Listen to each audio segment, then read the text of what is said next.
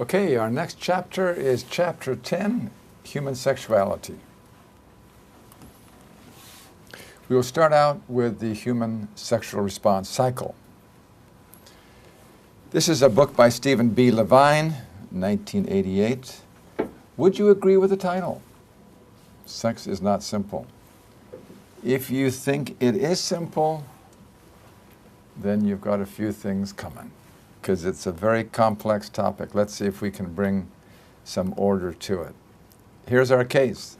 A 31-year-old mother of 4 children has little interest in sex for the past year. She says sex is painful, but she is able to experience orgasm occasionally. No sexual partners other than her husband.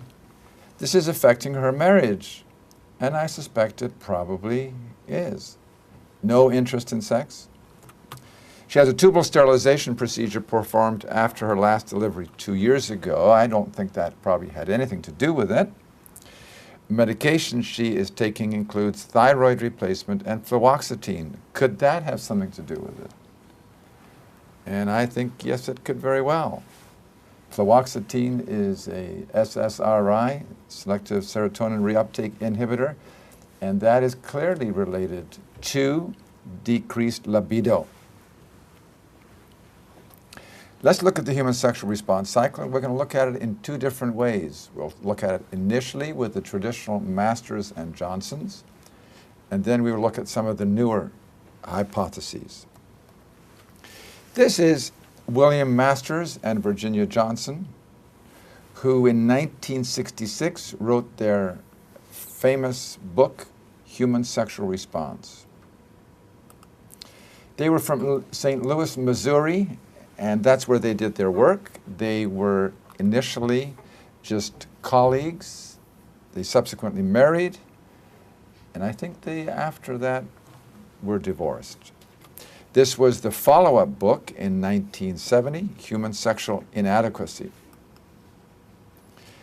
Their books and their findings were based upon laboratory observations of 700 men and women masturbating or during intercourse, and their findings led to the 4-phase sexual response cycle. They measured the galvanic skin response, the pulse, the blood pressure, respirations, a lot of different biological parameters.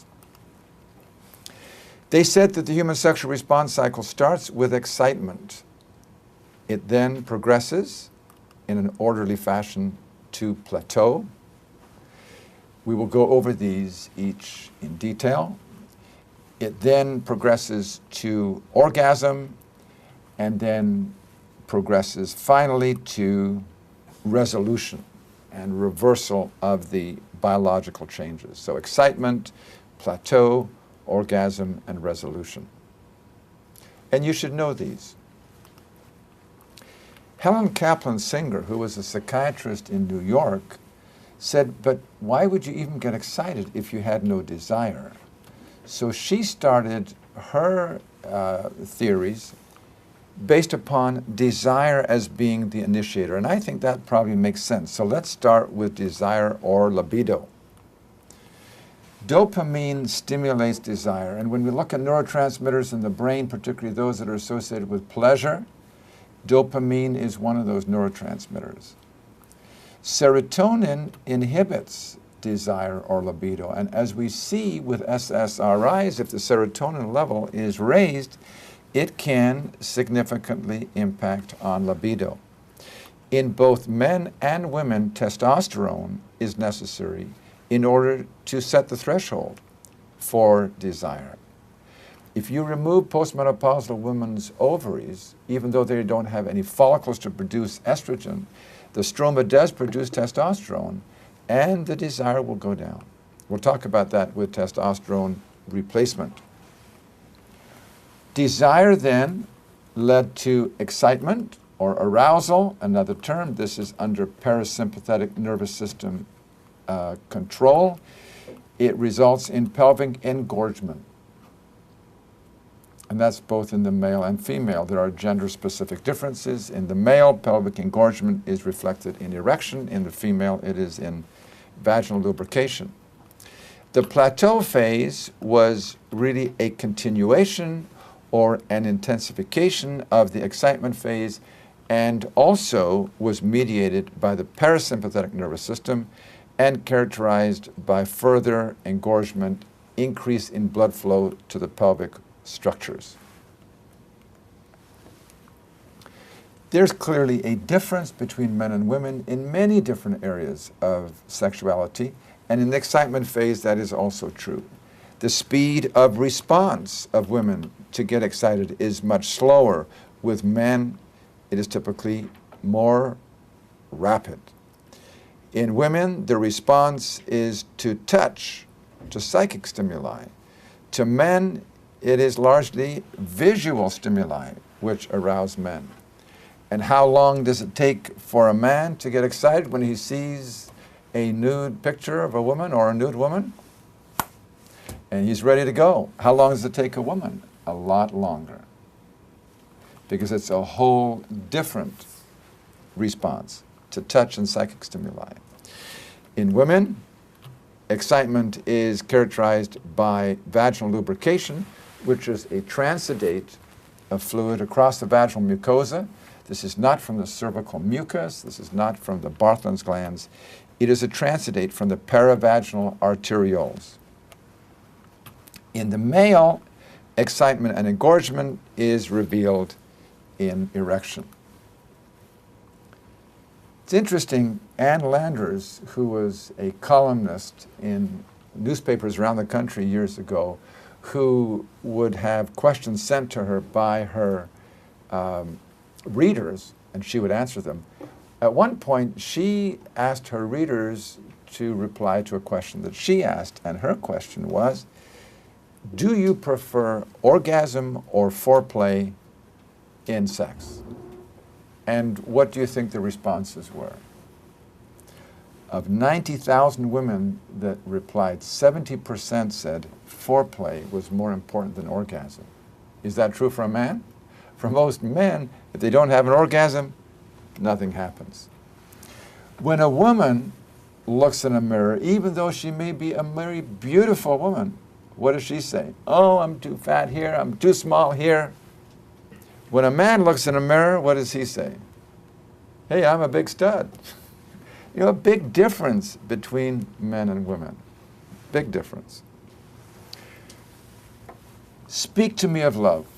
Foreplay is a 24-hour-a-day affair for most women in that it is everything that happens between partners during the day. This is often difficult for a man to understand. For a woman, foreplay begins when the couple awakens in the morning. Gentlemen, listen, your ladies, you already know this. From that moment on, everything her partner says, everything her partner does affects how she will feel sexually throughout the day. It's absolutely true, most women need romance. Difference between men and women. Here's a book entitled Sex Begins in the Kitchen. But it's not that it begins on the kitchen table. It begins with the relationship. Honey, gentlemen, when you come home, you say, honey, can I help you set the dishes? Can I help you lay the table? Those are the kinds of things that are money in the bank, the relationship. This is from Masters and Johnson's findings, and what they show is in the excitement phase, the vagina begins to lubricate within 10 to 20 seconds, very quickly. The uterus pulls away from the vagina, and you can see the cervix pulling up as well. And this creates a dilation of the proximal vagina. This increases in the plateau phase, and you can see the expansion of the vaginal barrel is what the words they described. And this is why when you fit a diaphragm, it needs to be snug, because with sexual excitement, it's going to get loose. And if it's not snug to begin with, it won't hold the spermicide against the cervix. Masters and Johnson's also described what they call the orgasmic platform, a swelling which occurs in the distal vagina to hold the penis. Orgasm. This was the third phase of the Masters and Johnson's human sexual response cycle, and this is under the control of the sympathetic not the parasympathetic nervous system.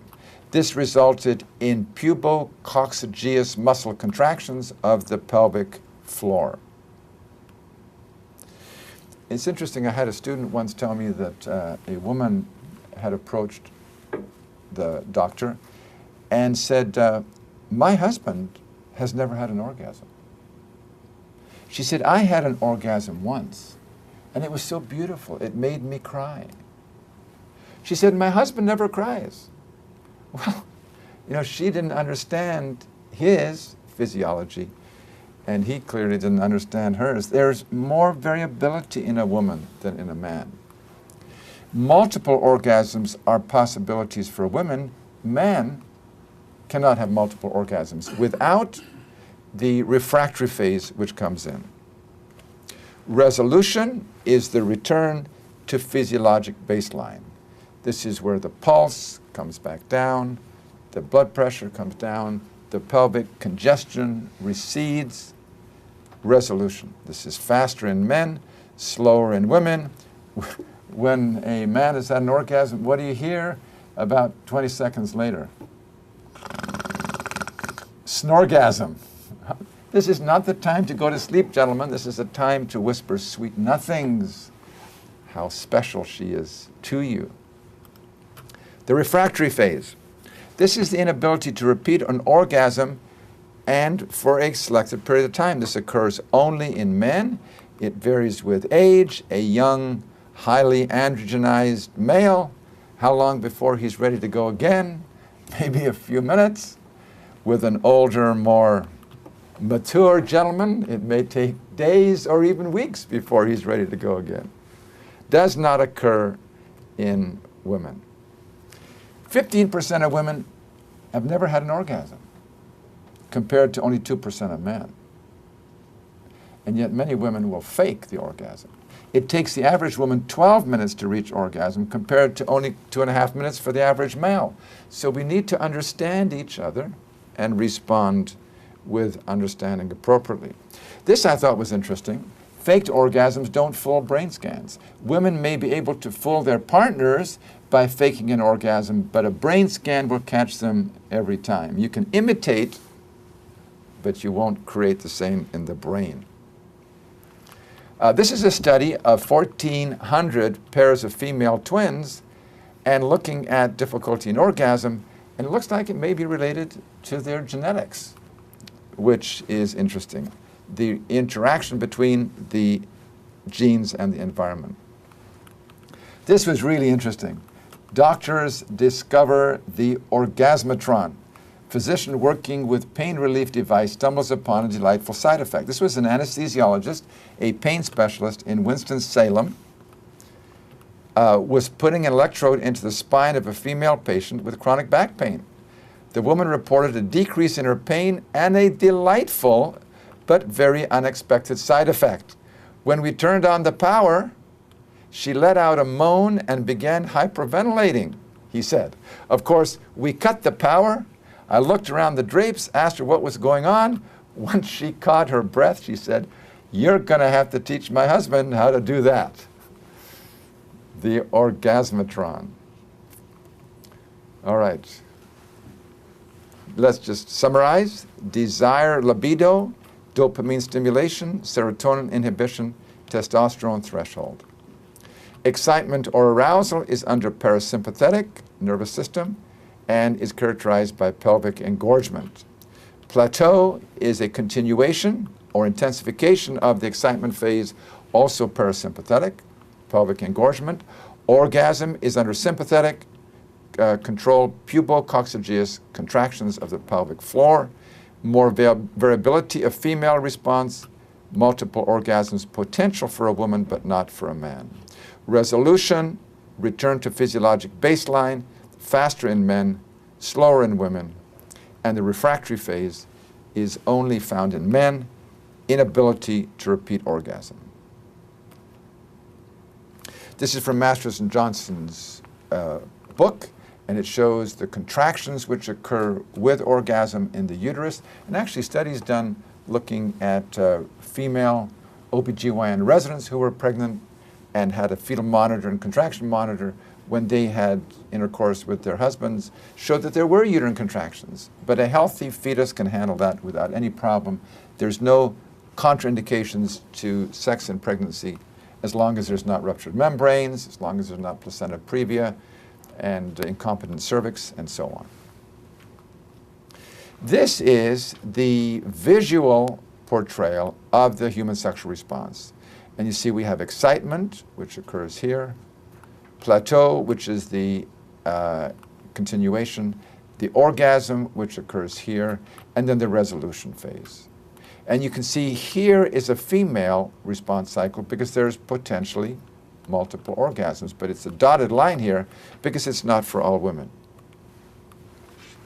Resolution is where you have return to normal, the uterus drops back to normal position, the orgasmic platform resolves, and we have return to physiologic baseline. This is the male sexual response.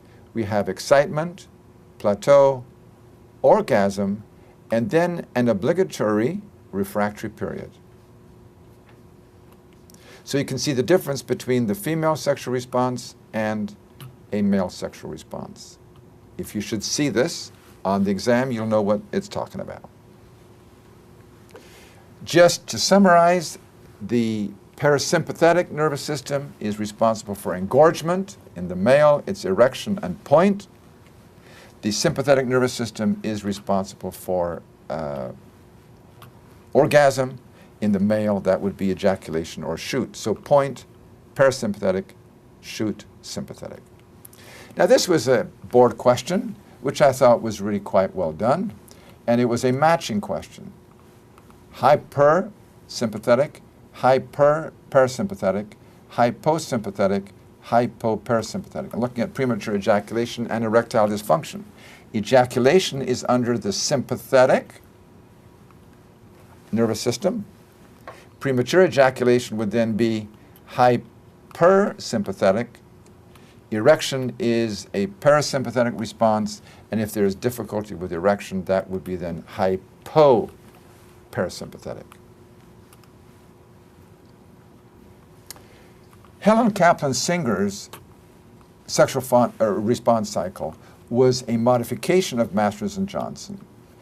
It was similar in that it had arousal, but she combined excitement and plateau to orgasm, but she put desire in the beginning. And I think it's important to recognize that both of these are medical models, they're biological models, assuming that desire always precedes arousal. That's probably true in the male, but it not necessarily is true in the female. It also assumes the end point of female sexual satisfaction is orgasm, because you always have to end down here. And that's true probably for a male, but not necessarily for a female. The linear biological model assumes responses of male and female were identical, and that clearly is not the case. This is what is called the circular or relational model of the sexual response cycle, and may be more accurate for the female. This was formulated by Rosemary Basson, who is a psychiatrist in Vancouver, British Columbia, and she says that for women, they are often aroused or coming from a sexual neutrality rather than from a desire. What motivates a woman to be involved sexually may not be desire as much as intimacy needs, and that she wants to have a relationship with her partner. So those intimacy needs lead her to seek out and be receptive to sexual stimuli which she may receive from her partner. Then various psychological, biological factors affect the processing of stimuli, and we'll talk a little bit later how sexual assault and rape can markedly impact negatively on a woman's sexual functioning. Anyway, the sexual stimuli can lead to sexual arousal even before she has sexual desire. Then that leads to pleasure, which leads to desire, more arousal and pleasure, emotional and physical satisfaction, and that sets up then for a moving through the cycle another time. But I want you to notice what part of Masters and Johnson's human sexual response cycle is not reflected in this circle. And that is orgasm.